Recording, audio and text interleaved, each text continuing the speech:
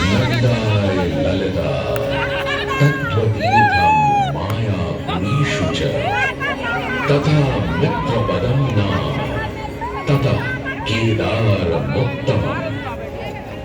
आस्था, श्रद्धा एवं सबसे प्राचीन सभ्यता का साक्षी है यह वाराणसी शहर। यह कल कल बहती पवित्र गंगा नदी की धारा, जिसके समक्ष विद्यमान है यह ललिता घाट। मत्स्य पुराण में तीर्थों की चर्चा के अवसर पर ललिता तीर्थ का वर्णन हमें प्राप्त होता है। साथ ही साथ स्कंद पुराण के काशी खंड में भी जहां नव दुर्गा घाटों का वर्णन होता है, वहां भी ललिता घाट का नाम अंकित है। ततो ललिता तीर्थं गंगा केशवसन्निधौ तत्रास्ति ललिता देवी क्षेत्ररक्षाकरी पूजा प्रयत्ने सर्वसम्पत्समृद्धये ललिता पूजकानां च जातु विघ्नो न जायते। श्री कृष्ण तुरीयायां ललितां परिपूज्य वै नारी वा पुरुषो वापि लभते वाञ्छितं पदं स्नात्वा च ललिता तीर्थे ललितां प्रणिपत्य वै लभेत् सर्वत्र लालित्यं यद्वा तद्वानुलप्य च लभेत् सर्वत्र लालित्यं यद्वा तद्वानुलप्य च। गंगा नदी के तट पर स्थित है ललिता तीर्थ, जहां क्षेत्र रक्षा करने वाली दुर्गा रूपी ललिता गौरी का निवास है, जिनकी सभी श्रद्धालु सर्व प्रकार संपत्ति लाभार्थ पूजा अर्चना करते हैं। इस घाट की सबसे विशेष बात यह है कि यहाँ शिव के साथ शक्ति के दर्शन भी श्रद्धालुओं को मिलते हैं। घाट के ऊपर गली में मां दुर्गा को समर्पित देवी ललिता का मंदिर विद्यमान है। साथ ही साथ यह एवं ईंट से बना राजराजेश्वर मंदिर भी स्थापित है। भगवान शिव को समर्पित काशी में यह मंदिर नेपाल के पशुपति मंदिर का प्रतीक रूप है। वर्तमान में सुशोभित यह ललिता घाट पूर्व में 3 भागों में विभक्त था। दक्षिण दिशा की ओर से चले तो नेपाली घाट, ललिता घाट एवं राजराजेश्वरी घाट। इनका उल्लेख सन 1931 में मोती चंद्र जी ने किया था, जहां नेपाली घाट एवं ललिता घाट के पक्के निर्माण का श्रेय नेपाल के महाराजा बहादुर शाह को जाता है, तो वहीं राजराजेश्वरी घाट के निर्माण का श्रेय सिद्धगिरी जी को जाता है। कालांतर में नेपाली एवं राजराजेश्वरी घाट ललिता घाट में ही समाहित हो गए। ऐसी मान्यता है कि अश्विन मास की कृष्णा तृतीया के दिन ललिता तीर्थ में स्नान कर देवी के दर्शन करने से श्रद्धालुओं की सभी मनोकामनाएं पूर्ण होती हैं।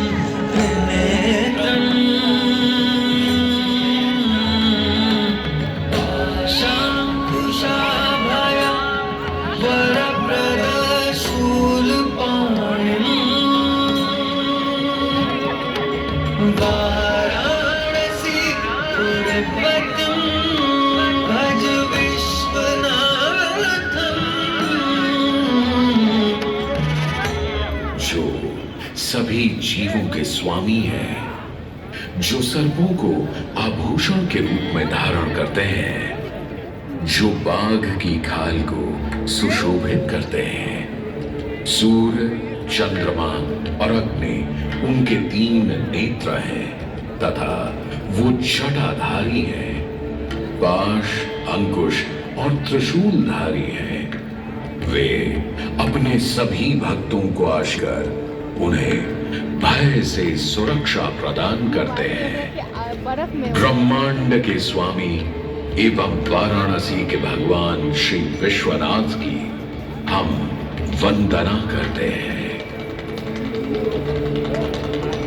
मैं आदि नगरी काशी, वही काशी जो स्वयं भगवान शिव के त्रिशूल पर विद्यमान है। सृष्टि के प्रारंभ में महादेव ने जब पृथ्वी पर अपनी दृष्टि डाली तो उन्हें एक भाग चमकता हुआ प्रतीत हुआ। उसी भाग को भगवान शिव ने काशी का नाम दिया। कालांतर में गंगा नदी के तट पर बसी इस काशी नगरी में समय समय पर अनेकों घाट विकसित हुए, जहां श्रद्धालु आकर पूजा अर्चना एवं स्नान किया करते थे। माना तो यह भी जाता है कि यह नगरी एक बहुत सुंदर वन से ढकी हुई थी, जहां पीपल, आम, बरगद, शीशम आदि के वृक्ष हुआ करते थे, जिनकी छाया में बैठ ऋषि मुनि, साधु संत आनंद से तपस्या किया करते थे।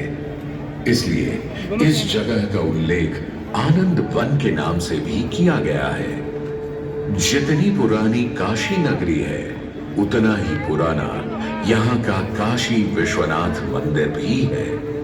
भगवान शिव को विश्वेश्वर, विश्वनाथ आदि नामों से भी संबोधित किया जाता है, जिनका अर्थ है संपूर्ण विश्व के स्वामी।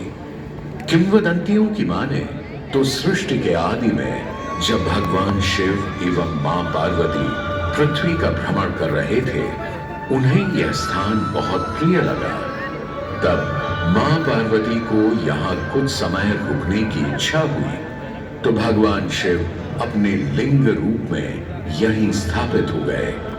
तभी से 12 ज्योतिर्लिंगों में इस मंदिर को विश्वेश्वर मंदिर के नाम से भी जाना जाने लगा, जहां भगवान शिव और माता पार्वती सदैव वास करते हैं। सदियों से इस पवित्र नगरी ने अनेक ऋषि मुनियों, तपस्वियों, धर्म गुरुओं आदि को अपनी ओर आकर्षित किया है। आदि शंकराचार्य एवं मंडन मिश्र ने इसी मंदिर के प्रांगण में बहुत समय व्यतीत किया। समय बदला, दौर बदला। भारत के स्वर्णिम काल पर विदेशी आक्रांताओं की नजर पड़ी, जिसे वे लूटने एवं सनातन संस्कृति को नष्ट करने के उद्देश्य से यहाँ आए। जब प्रथम बार गौरी ने आक्रमण किया, तब पृथ्वीराज चौहान ने उसे बुरी तरह पराजित किया था। अंत में माना और वचन दिया कि ऐसी गलती दोबारा कभी नहीं होगी। अतः पृथ्वीराज चौहान ने उसे छोड़ दिया। संभवतः यह एक दुर्भाग्यपूर्ण निर्णय था, क्योंकि अंततः गौरी ने पृथ्वीराज चौहान को धोया। तत्पश्चात उनके साथ बहुत बुरा व्यवहार किया तथा उनकी दोनों आंखें भी निकाल दी। आज की मृत्यु के उपरांत हिंदुओं का मनोबल कमजोर पड़ गया, जिसके परिणाम स्वरूप आतताइयों ने अन्य मंदिरों के साथ साथ विश्वनाथ मंदिर को भी क्षति पहुंचाई। यह ऐसा काला दौर था जिसके स्मरण करने मात्र से आंखें नम पड़ जाती हैं। परंतु समय सदा एक सा नहीं रहता और दुख के ये बादल भी सुख में बदलने वाले थे। एक धार्मिक सम्मेलन में राजा टोडरमल की भेंट नारायण भट्ट से हुई। नारायण भट्ट एक बहुत धनी व्यक्ति थे। दोनों ही धार्मिक इंसान थे और नित्य प्रति भगवान की पूजा अर्चना करना अपना परम कर्तव्य समझते थे। दोनों ने काशी विश्वनाथ के इस पावन मंदिर का जीर्णोद्धार करवाया और वीरान पड़े खंडहरों में एक नई जान डाल दी। 16वीं सदी में संत तुलसीदास ने यहाँ रामचरितमानस की चौपाइयों को पढ़ा था तथा संत एकनाथ ने भी यहीं पर वारकरी संप्रदाय का महान ग्रंथ श्री एकनाथी भागवत लिखकर पूरा किया था। लगभग 17वीं शताब्दी के मध्य में मराठा शासक मल्हार राव होलकर ने काशी विश्वनाथ मंदिर के पुनर्निर्माण की योजना बनाई। ये कार्य वे तो नहीं कर पाए, परंतु उनकी पुत्रवधू अहिल्याबाई होलकर जी ने इसे सन 1776 से 1778 के बीच पूरा किया। वर्तमान काशी विश्वनाथ मंदिर निर्माण का श्रेय अहिल्याबाई होलकर जी को ही जाता है। इनके अलावा महाराजा रणजीत सिंह ने 1000 किलो शुद्ध सोने से निर्मित छत्र को इस मंदिर पर लगवाया। जहां ग्वालियर की महारानी बैजाबाई ने ज्ञानवापी का मंडप बनवाया, तो वहीं नेपाल के महाराजा ने यहाँ नंदी की प्रतिमा स्थापित करवाई। सनातन संस्कृति को सुरक्षित रखने के लिए जिससे जो बन सका उसने वैसा किया और वर्तमान में भी यह क्रम देखने को मिल रहा है।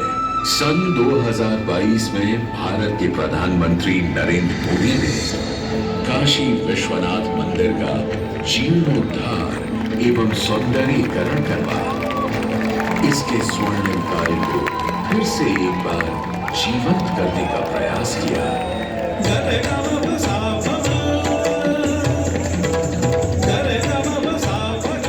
भगवान शिव को समर्पित काशी विश्वनाथ का यह पावन मंदिर सदियों से करोड़ों श्रद्धालुओं का प्रेरणा स्रोत रहा है और सदैव के लिए रहेगा।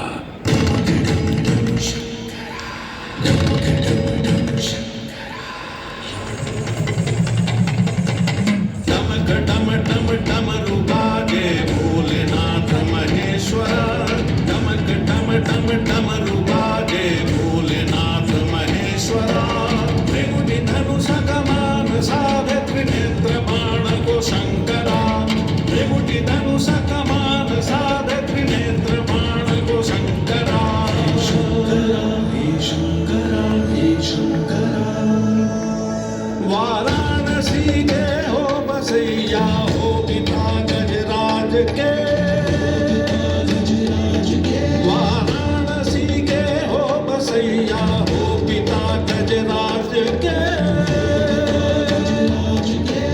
तुम सजे माँ पार्वती के मान में सिंदूर से, तुम सजे माँ पार्वती के मान में सिंदूर से।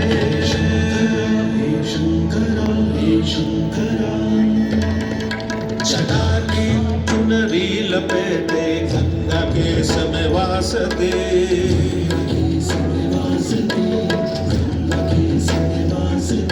जटा की चुनरी लपेटे गंगा के समय वासते, चंद्रमा की रजत गांधी शीस तुम्हारी प्रकाशते, चंद्रमा की रजत गांधी शीस तुम्हारी प्रकाशते।